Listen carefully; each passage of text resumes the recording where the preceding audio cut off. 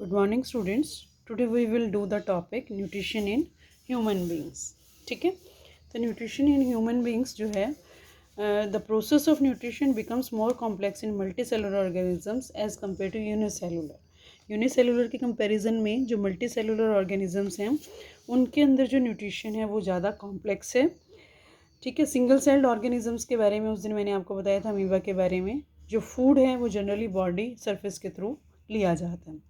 Human beings के अंदर जो हम ह्यूमन बींग्स हैं उनके अंदर जो डाइजेशन है, जो फूड है, डाइजेस्टिव सिस्टम कहलाता है, जिससे हम पूरा का पूरा फूड लेते हैं. और ये 5 स्टेप्स में कंप्लीट होता है. These 5 steps are ingestion, digestion, absorption,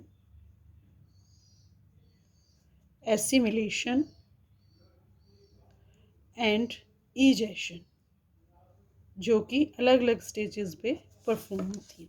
ठीक है, तो ह्यूमन बींग्स में जो डाइजेस्टिव सिस्टम है एक लॉन्ग एलिमेंट्री कैनाल की में मिलता है और डाइजेस्टिव ग्लैंड्स होते हैं बहुत सारे. Various parts of alimentary canal are mouth. Starting जो है माउथ से होती है, then it passes through the esophagus, then stomach, then small intestine.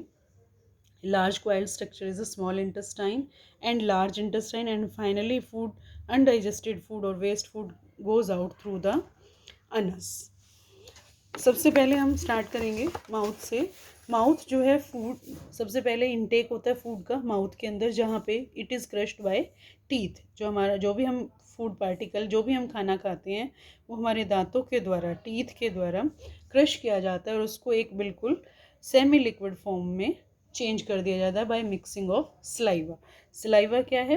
एक स्लेवरी ग्लैंड होते हैं हमारे माउथ के अंदर जो हमारे जाज के नीचे होते हैं.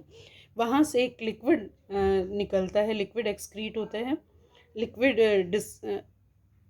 निकलता है जिसको हम सलाइवा कहते हैं. और सलाइवा जो है contains an enzyme called slavery amylase.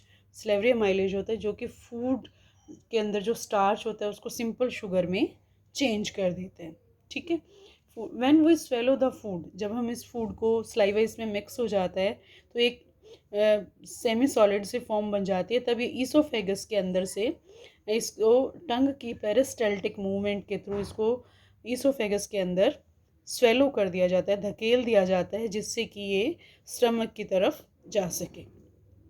Peristaltic movement क्या होती है? जो इस तरह से मूव करती है कोई भी चीज़. सपोज करो ये एक थिन ट्यूब है, उसके अंदर यहाँ से स्टार्ट हो रहा है, तो हमारी जो यहाँ की जो ईसोफेगस की ट्यूब है ये इस तरह से इसको स्पेस प्रोवाइड करती है. जैसे जैसे ये फूड पार्टिकल आगे जाता जाएगा हमारी ईसोफेगस इसको स्मूथ पैसेज के लिए इसको स्पेस प्रोवाइड करती जाएगी. ठीक है, इस तरह से हमारी बॉडी के अंदर, स्टमक के अंदर फूड चला जाता है. जब इस फूड को हम अंदर रिदमिक कॉन्ट्रैक्शन और रिलैक्सेशन ऑफ मसल्स की वजह से ईसोफेगस के अंदर पहुंच जाता है, तो ये जो स्टमक है, स्टमक के अंदर रीच कर जाता है, स्टमक के अंदर पहुंच जाता है. ठीक है, इस तरह से स्टमक के अंदर पहुंच जाता है. ये सैक लाइक स्ट्रक्चर होती है. ठीक है, शी शेप्ड स्ट्रक्चर होती है, होलो ऑर्गन होता है. और जब इसके अंदर फूड एंटर करता है तो ये एक्सपेंड हो जाता है थोड़ा सा, जिससे कि उसको स्पेस प्रोवाइड कर सके.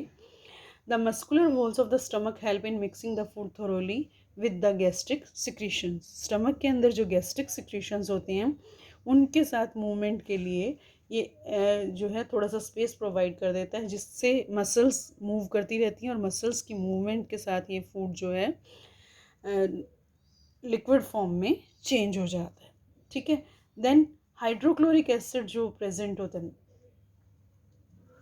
जो गैस्ट्रिक ग्लैंड प्रेजेंट होते हैं स्टमक के अंदर, वो हाइड्रोक्लोरिक एसिड सिक्रीट करते हैं. हाइड्रोक्लोरिक एसिड जो है प्रोटीन को डाइजेस्ट करता है पेप्सिन और म्यूकस में.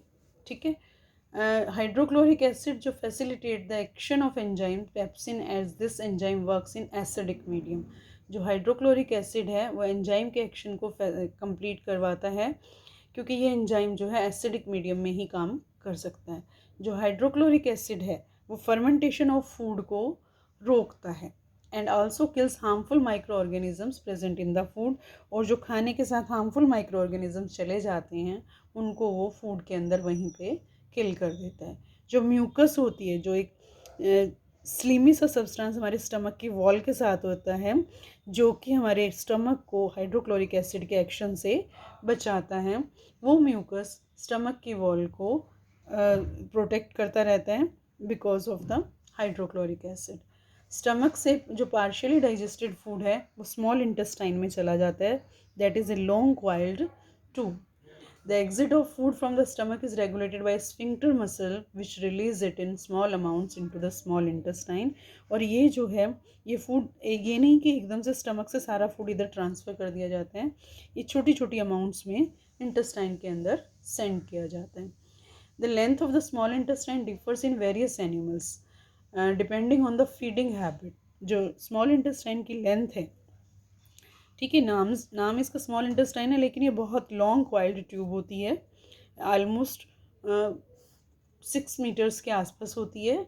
और इसकी जो लेंथ है वो डिपेंड करती है कि हमारी फीडिंग हैबिट क्या है। जैसे कि हर्बीवोर्स होते हैं, जो घास खाने वाले एनिमल्स होते हैं, उनकी जो स्मॉल इंटेस्टाइन है वो काफ़ी लंबी होती है, क्योंकि उनको काफ़ी सारा वेजिटल मैटर और सेलुलोज जो है अपनी उसमें स्टोर करना होता है। एज़ कम्पेयर टू कार्निवोर्स के कंपेरिजन में, जो फ्लैश ईटिंग एनिमल्स होते हैं उनके कंपैरिजन में हर्बीवोर्स की जो स्मॉल इंटेस्टाइन है वो ज़्यादा लंबी होती है। Small intestine is a site of complete digestion of carbohydrates, proteins and fats. जो स्मॉल इंटेस्टाइन है वहीं पे कार्बोहाइड्रेट्स का डाइजेशन होता है, प्रोटीन्स का और फैट्स का।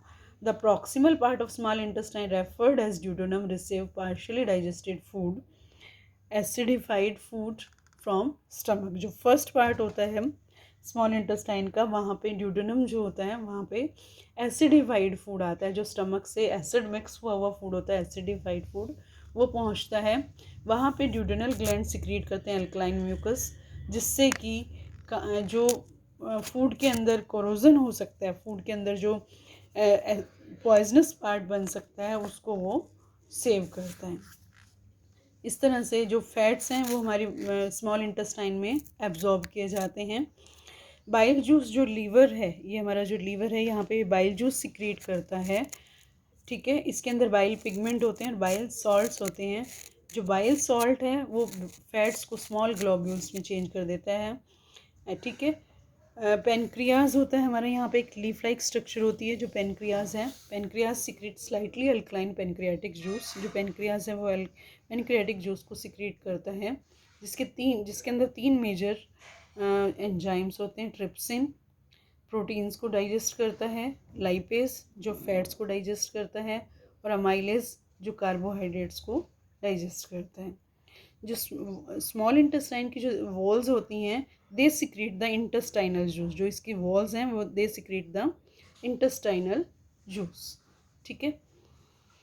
जो एंजाइम्स होते हैं इनके अंदर, वो प्रोटीन्स को अमीनो एसिड्स में कन्वर्ट कर देते हैं, कॉम्प्लेक्स कार्बोहाइड्रेट्स को ग्लूकोज में, और फैट्स को फैटी एसिड्स और ग्लिसरॉल में चेंज कर देते हैं। जो स्मॉल इंटेस्टाइन है उसकी जो वॉल्स होती हैं उनके अंदर विलाई बनी हुई होती हैं, स्मॉल फिंगर लाइक प्रोजेक्शंस होती हैं, जिनको हम विलाई बोलते हैं। और विलाई जो है उनके अंदर बहुत सारी ब्लड वेसल्स होती हैं, जो कि एब्जॉर्ब फूड को अपने अंदर, which take the absorb food, जो अपने एब्जॉर्ब फूड को टेक करती हैं, and to each and every cell of the body where it is utilised for obtaining energy, जिससे कि वो ब्लड वेसल्स के अंदर वहाँ पे एनर्जी मिल सके। बिल्डिंग अप न्यू टिश्यूज़ को बनाती हैं और ओल्ड वन को रिपेयर करती हैं।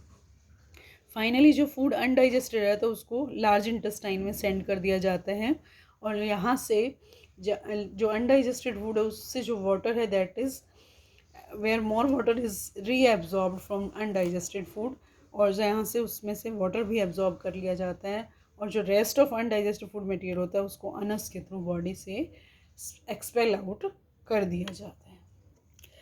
ये आपका डाइजेस्टिव सिस्टम है। इसमें अभी मैंने आपको एंजाइम्स का एक्शन नहीं बताया, जो मैं आपको नेक्स्ट वीडियो में बताऊंगी। इसी के साथ मैं आपको एक डायग्राम और एक छोटी सी एनिमेटेड भेज रही हूँ वीडियो, जो आप देखेंगे, जिससे आपको क्लियरली समझ आ जाएगा।